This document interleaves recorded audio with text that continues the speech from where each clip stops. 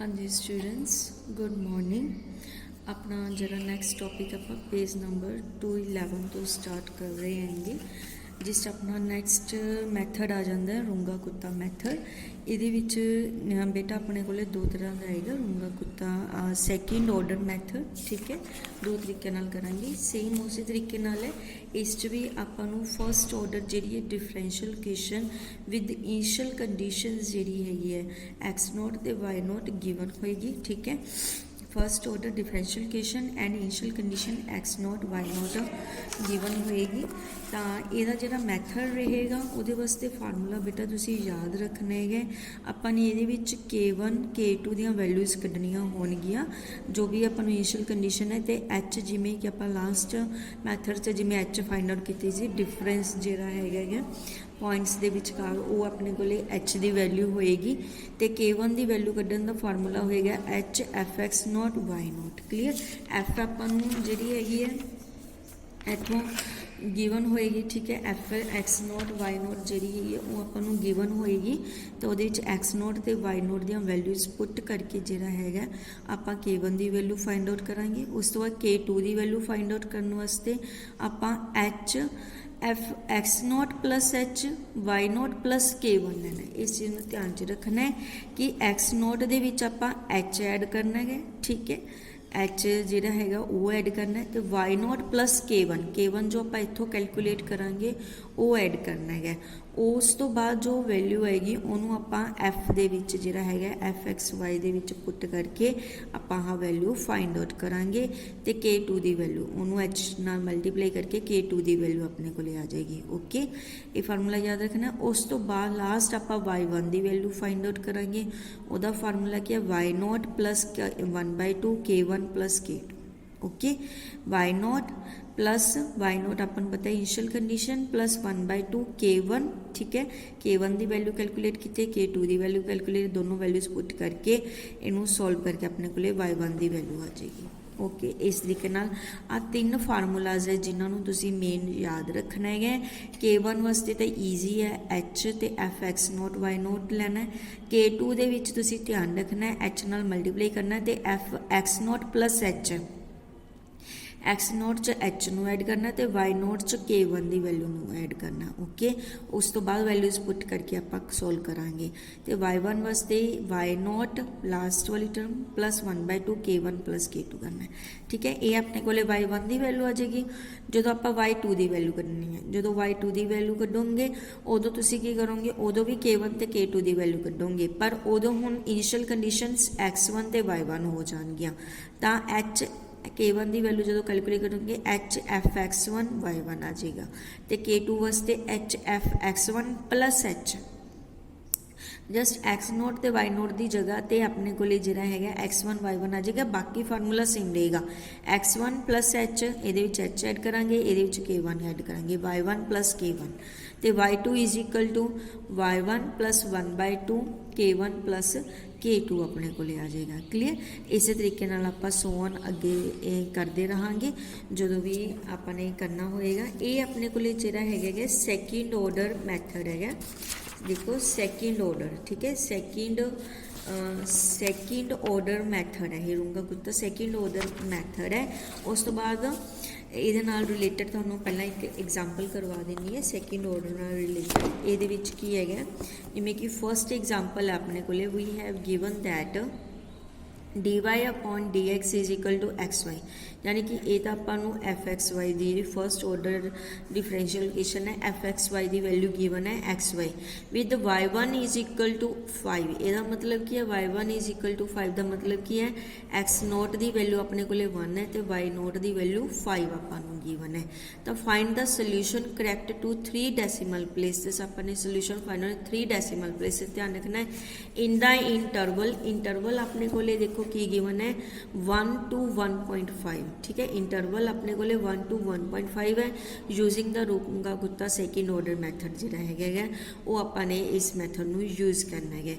इस इंटरवल की वैल्यू आपने फाइंड आउट करनी है। एफ एक्स वाई की वैल्यू अपने को एक्स वाई होगी ਤੁਹਾਨੂੰ ਪਹਿਲਾਂ ਹੀ ਦੱਸਿਆ ਗਿਆ।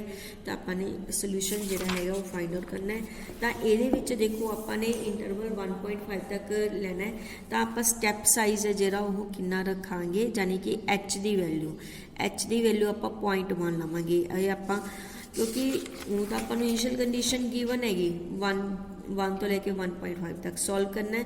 ਤਾਂ ਆਪਾਂ ਇਹਨੂੰ 5 ਸਟੈਪਸ 'ਚ ਸੋਲਵ ਕਰਾਂਗੇ। h ਦੀ ਵੈਲਿਊ ਆਪਾਂ 0.1 ਲੈ ਕੇ ਚੱਲਾਂਗੇ, ਠੀਕ ਹੈ। h ਦੀ ਵੈਲਿਊ 0.1 ਹੋ ਗਈ, x ਨੋਟ ਦੀ ਵੈਲਿਊ 1 ਹੋ ਗਈ ਆਪਣੇ ਕੋਲੇ, ਤੁਹਾਨੂੰ ਦੱਸਿਆ ਸੀ y ਨੋਟ 5 ਹੈ, h ਦੀ ਵੈਲਿਊ 0.1 ਹੈ। ਤਾਂ ਆਪਾਂ ਉਵੇਂ k1 k2 ਤੇ y1 ਦੀਆਂ ਵੈਲਿਊਜ਼ ਫਾइंड आउट ਕਰਾਂਗੇ। k1 ਵਾਸਤੇ ਆਪਣੇ ਕੋਲੇ ਕੀ ਸੀਗਾ h fx note y note, ਠੀਕ ਹੈ। ਇਹ ਫਾਰਮੂਲਾ ਸੀਗਾ ਹੁਣੇ ਦੱਸਿਆ।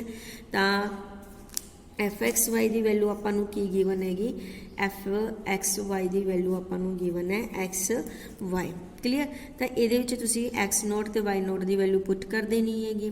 x ਨੋਟ ਦੀ ਵੈਲਿਊ 1 ਹੈਗੀ, ठीक है। x1 ਦੀ ਵੈਲਿਊ x ਨੋਟ ਦੀ ਵੈਲਿਊ 1 ਤੇ y ਨੋਟ ਦੀ ਵੈਲਿਊ 5। ਤਾਂ 1 × 5 ਜਦੋਂ ਕਰੋਗੇ ਤਾਂ 5 ਆ ਜਾਏਗਾ। 5 ਨੂੰ h ਦੀ ਵੈਲਿਊ ਆਪਾਂ ਨੇ 0.1 ਪੁੱਟ ਕਰ ਦਿੱਤੀ ਹੈਗੀ। ਤੇ ਜਦੋਂ ਤੁਸੀਂ 5 ਨੂੰ 0.1 ਨਾਲ ਮਲਟੀਪਲਾਈ ਕੀਤਾ ਤਾਂ 0.5 ਆ ਜਾਏਗਾ, ਓਕੇ। ਉਸ ਤੋਂ ਬਾਅਦ k2 ਦੀ ਵੈਲਿਊ ਫਾइंड आउट करनी है। ਇਹਦਾ ਫਾਰਮੂਲਾ ਧਿਆਨ ਨਾਲ ਲਿਖਣਾ ਤੁਸੀਂ, h f x note plus h y naught plus k1, clear. x note ਦੀ ਵੈਲਿਊ 1 ਹੈ ਆਪਣੇ ਕੋਲੇ ਤੇ h ਦੀ ਵੈਲਿਊ ਜਿਹੜੀ ਹੈਗੀ x ਨੋਟ ਦੀ ਵੈਲਿਊ ਆਪਣੇ ਕੋਲੇ 1 ਹੈਗੀ ਤੇ h ਦੀ ਵੈਲਿਊ ਆਪਣੇ 0.1 ਹੈਗੀ। ਦੋਨਾਂ ਨੂੰ ਐਡ ਕੀਤਾ ਤਾਂ 1.1 ਬਣ ਜਾਏਗਾ ਤੁਹਾਡੇ ਕੋਲੇ। ਤੇ y ਨੋਟ ਦੀ ਵੈਲਿਊ 5 ਹੈ ਤੇ ਪਲਸ k1 ਦੀ ਵੈਲਿਊ ਹੈਗੀ 0.5, ਤਾਂ 5.5 ਹੋ ਜਾਏਗਾ ਆਪਣੇ ਕੋਲੇ, ਕਲੀਅਰ। ਹੁਣ ਆਹ ਵਾਲੀਆਂ ਜਿਹੜੀਆਂ ਵੈਲਿਊਜ਼ ਹੈ ਇਹਨਾਂ ਨੂੰ ਤੁਸੀਂ ਕੀ ਕਰਨਾ ਹੈਗਾ, x ਤੇ y ਦੀ ਜਗ੍ਹਾ ਤੇ ਪੁੱਟ ਕਰ ਦੇਣਾ ਹੈਗਾ। x ਦੀ ਵੈਲਿਊ 1.1 ਪੁੱਟ ਕਰ ਦਿੱਤੀ ਤੇ y ਦੀ ਵੈਲਿਊ 5.5 ਪੁੱਟ ਕਰ ਦਿੱਤੀ। ਇਹਨਾਂ ਦੋਨਾਂ ਨੂੰ ਤੁਸੀਂ ਮਲਟੀਪਲਾਈ ਕਰੋਗੇ, 1.1 ਨੂੰ 5.5 ਨਾਲ ਮਲਟੀਪਲਾਈ ਕਰਕੇ ਫਿਰ 0.1 ਨਾਲ ਮਲਟੀਪਲਾਈ ਕਰ ਦੇਣਾ। ਦੇਖੋ ਤਿੰਨ ਅਕਸ਼ਰ ਹੋ ਗਏ ਨਾ ਡੈਸੀਮਲ ਤੋਂ ਬਾਅਦ, ਤਾਂ 3 ਅਕਸ਼ਰਾਂ ਤੋਂ ਬਾਅਦ ਡੈਸੀਮਲ ਲਗਾ ਦੇਣਾ ਹੈਗਾ। 6.605 ਜਿਹੜਾ ਹੈਗਾ ਇਹ ਆਪਣੇ ਕੋਲੇ k2 ਦੀ ਵੈਲਿਊ ਆ ਜਾਏਗੀ, ਓਕੇ।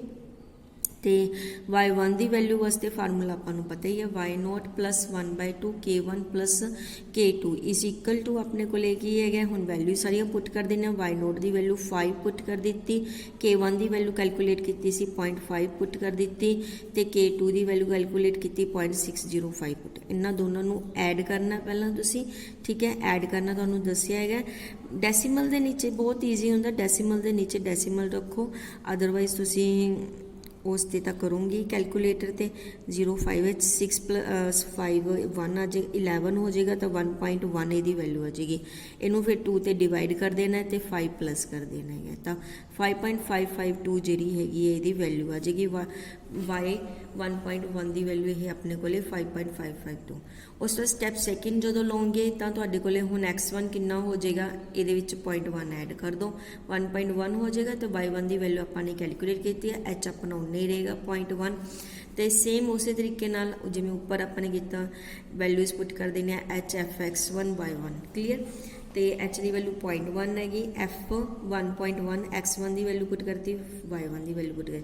ਇਹਨਾਂ ਵੈਲਿਊਜ਼ ਨੂੰ ਤੁਸੀਂ ਕੀ ਕਰਨਾ ਇਹਦੇ ਵਿੱਚ ਪੁੱਟ ਕਰ ਦੇਣਾ ਹੈਗਾ 1.1 × 5.552। ਇਹਨਾਂ ਨੂੰ ਤਿੰਨਾਂ ਨੂੰ ਮਲਟੀਪਲਾਈ ਕਰਕੇ ਤੁਹਾਡੇ ਕੋਲੇ ਆਨਸਰ ਆ ਜਾਏਗਾ, ਕਲੀਅਰ। ਉਸ ਤੋਂ ਬਾਅਦ k2 ਦੀ ਵੈਲਿਊ ਵਾਸਤੇ same h f x1 plus h y1 plus k1। x1 ਕੀ ਹੈ ਤੁਹਾਡਾ 1.1 ਤੇ h ਹੈਗਾ ਉਹ 0.1, ਤਾਂ ਇਹਦੇ ਵਿੱਚ ਵੈਲਿਊ ਕਿੰਨੀ ਹੈਗੀ 1.2 ਆ ਗਈ। ਤੇ y1 ਪਲਸ k1, y1 ਦੀ ਵੈਲਿਊ ਆਪਣੇ ਕੋਲੇ ਹੈਗੀ ਹੈ 5.552 ਤੇ k1 ਦੀ ਵੈਲਿਊ ਆਪਾਂ ਨੇ ਆਹ ਵਾਲੀ ਕੈਲਕੂਲੇਟ ਕੀਤੀ ਹੈ। ਇਹਨਾਂ ਦੋਨੋਂ ਟਰਮਸ ਨੂੰ ਤੁਸੀਂ ਪਲੱਸ ਕਰਨਾ ਹੈ, ਠੀਕ ਹੈ। ਇਹਨਾਂ ਦੋਨਾਂ ਨੂੰ ਜਦੋਂ ਪਲੱਸ ਕਰੋਗੇ ਤਾਂ ਤੁਹਾਡੇ ਕੋਲੇ ਆਹ ਵਾਲੀ ਵੈਲਿਊ ਬਣ ਜਾਏਗੀ, ਓਕੇ। y1 ਪਲਸ k1, ਠੀਕ ਹੈ। ਇਹਨਾਂ ਦੋਨੋਂ ਵੈਲਿਊਜ਼ ਨੂੰ ਤੁਸੀਂ ਪਲੱਸ ਕਰੋਗੇ ਤਾਂ ਤੁਹਾਡੇ ਕੋਲ ਆਹ ਵਾਲੀ ਟਰਮ ਬਣ ਜਾਏਗੀ। ਇਹਨਾਂ ਦੋਨੋਂ ਵੈਲਿਊਜ਼ ਨੂੰ ਤੁਸੀਂ x y ਦੇ ਵਿੱਚ ਪੁੱਟ ਕਰ ਦੇਣਾ, x × y ਦੋਨਾਂ ਦੀ ਮਲਟੀਪਲਾਈ × 0.1, ਤਾਂ ਤੁਹਾਡੇ ਕੋਲ ਆਹ ਵੈਲਿਊ ਆ ਜਾਏਗੀ, ਓਕੇ। ਹੁਣ y2 ਵਾਸਤੇ ਆਪਾਂ ਨੇ ਕਰਨਾ y1 y2 ਕੈਲਕੂਲੇਟ ਕਰਨਾ, y2 plus 1/2 k1 plus k2 is equal to 5.552 ठीक है। y1 की वैल्यू पुट कर दी जी अपने इतने कैलकुलेट की सी 1/2 k1 की वैल्यू कैलकुलेट की तो k2 की वैल्यू सारिया वैल्यूज़ पुट कर दी इनू सॉल्व करके अपने को y2 की वैल्यू जी सेम बेटा इस तरीके आप करा x2 x3 ठीक है। पहला x2 अपने को 1.2 बन जाएगा y2 ठीक है। फिर आप x3 y3 तो x4 y4 यूज़ करके जो तुसी x4 फाइंड आउट किया गा उस तो बाद जो तुसी कैलकुलेट करोगे तो तुहाडे कोले y5 की वैल्यू आ जाएगी यानी कि 1.5 की यही अपनी लास्ट टर्म सी तो ये अपने को की आ जाएगा बेटा आंसर आ जाएगा। क्लीयर इस तरीके जोड़ा है तुसी रूंगा कुत्ता जो सैकेंड ऑर्डर मैथड उन्होंने यूज़ करके तुसी एग्जाम्पल सॉल्व कर सकते हो। एंड तक तुसी इहनू लैके जाना है जो तक जी लास्ट टर्म है जिमें 1.5 वो नहीं आ जाएगी वो तक तुसी इहनू सॉल्व करते जाओगे। ओके सैकेंड एग्जाम्पल है उस तो बाद इनू आप एज ए टेबल भी लिख सकते हैं कि solution of given differential equation correct to 3 decimal places अपने को आ बन जाएगा कि 1.1 तो अपने को आ एक्स की वैल्यू जो 1.1 से उदो वाई की वैल्यू आ रही है 1.2 तो वाई की वैल्यू दिस वन एंड 1.3 तो 4 तो 5 तो ये सारी वैल्यूज़ की अपने को इस तरह आंसर है।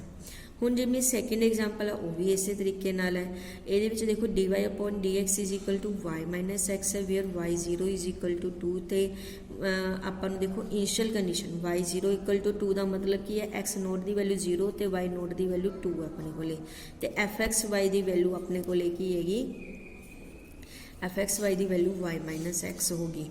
तो आपने 0.1 तो 2 दी वैल्यूज़ पता करना correct to 4 decimal place using the second order formula and fourth order formula. Fourth order हजे तो करवाऊँगी सैकेंड ऑर्डर फार्मूला जो वो सेम इस तरीके आपने यूज़ करना है। देखो एक्स नोट की वैल्यू 0 वाई नोट की वैल्यू 2 एच की वैल्यू 0.1 तो k1 is equal to H F X naught Y naught आ गया तो आपने किया एफ एक्स नोट की है वाई माइनस एक्स तो वाई की वैल्यू 2 तो एक्स नोट की वैल्यू 0 पुट करती तो आपने मल्टीप्लाई करके अपने को 0.2 आ जाएगा। k2 की value same H F X naught plus H Y naught plus k1 same इस तरीके अपने को 0 एक्स नोट की वैल्यू 0 एच की वैल्यू 0.1 आपने पुट की गई वाई ठीक है। तो इन्होंने दोनों को प्लस करके अपने को 0.1 बन जाएगा तो वाई नोट की वैल्यू जी हैगी 2 अपने को k1 की वैल्यू कैलकुलेट 0.2 की तो 2.2 आ जाए। इन्होंने दोनों वैल्यूज़ को आप एफ एक्स वाई के पुट कर देवांगे 2.2 माइनस दे 0.1 क्लीयर इन मल्टीप्लाई करके अपने को k2 की वैल्यू हो जाएगी तो y1 की वैल्यू आप सारिया वैल्यूज़ ने पुट कर देखो ये आपने पॉइंट y 0.1 की वैल्यू फाइंड आउट करने तो 0.1 की वैल्यू है तो 0.2 वास्ते एक स्टैप होर अगे करांगे सेम इस तरीके जिम्मे आप करें तो y.02 की वैल्यू अपने को आ जाएगी। क्लीयर ये सैकेंड ऑर्डर मैथड सीगा सैकेंड पार्ट है जो वो अपने को है फोर्थ ऑर्डर मैथड वो तो मैं नैक्सट लैक्चर करवा रही हूँ बेटा यदा सैकेंड पार्ट। क्लीयर इनू तुसी की करना हम चंगी तरह कर लेना है ये जो समझ है उन्होंने चंगी तरह तुसी सॉल्व जरूर करके देखना। थैंक यू बेटा।